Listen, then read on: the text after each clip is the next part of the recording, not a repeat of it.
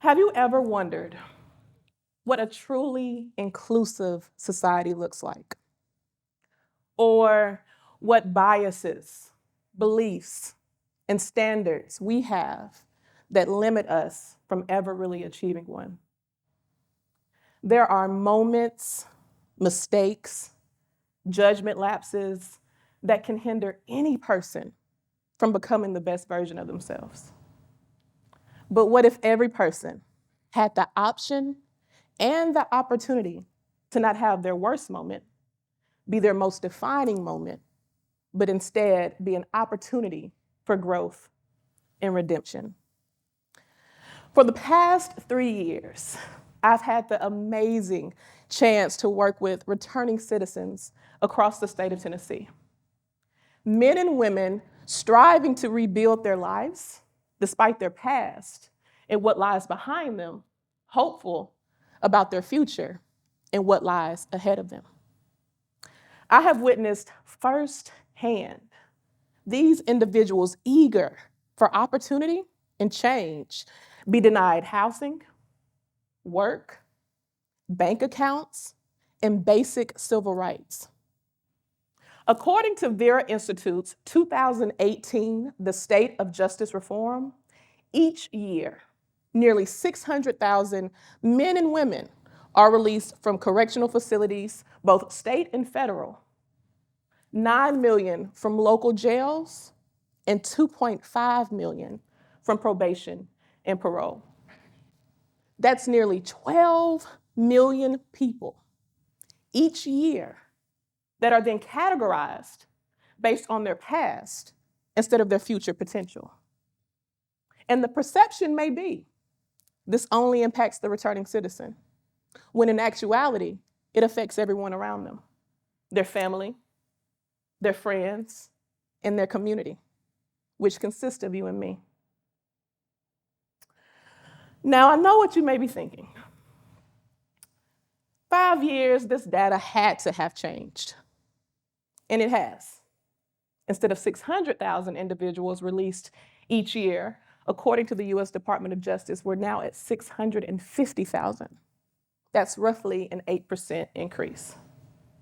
And while progression is definitely worthy of celebration, there are still major issues around reentry, reform, and equity that have to be addressed.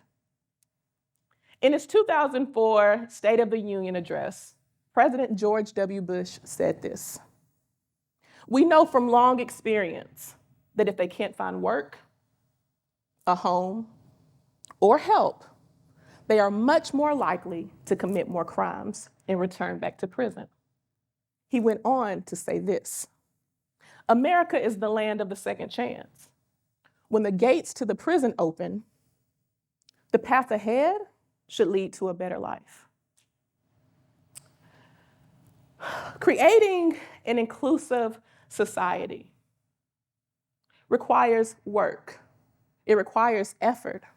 And nearly 2 decades later, we're still asking the question, where did we begin? Diversity, equity, and inclusion have been trending topics for decades. But it's not something that is just about tolerance. It requires us to collectively collaborate to create environments where everyone can thrive. There are laws and regulations that protect populations of people based on key identifying factors that they can be labeled or categorized by. However, in many instances, returning citizens are not included in those protections. For example, a returning citizen can be denied housing for up to 99 years past the date of their charge. 99 years. Employers can create candidate profiles that immediately disqualify someone based on their background, even though we've banned the box. These are just 2 examples of collateral consequences. Things and punishments that exceed the sentence and continue to have a negative impact on a person's life. Things like housing, gainful employment, bank accounts, civil rights, the very things we associate with the American dream. Creating an inclusive society is not just a noble aspiration. It's a collective responsibility that demands our commitment. It's not just about tolerance, okay? It's about collectively working together to create spaces where everyone can thrive. Offering a second chance is more than just an act of generosity. It showcases our belief in the power of redemption and in humanity. The journey towards an inclusive society is challenging, difficult, but it's a journey that we have to undertake, because together we can create a world where everyone can thrive despite their past. Thank you.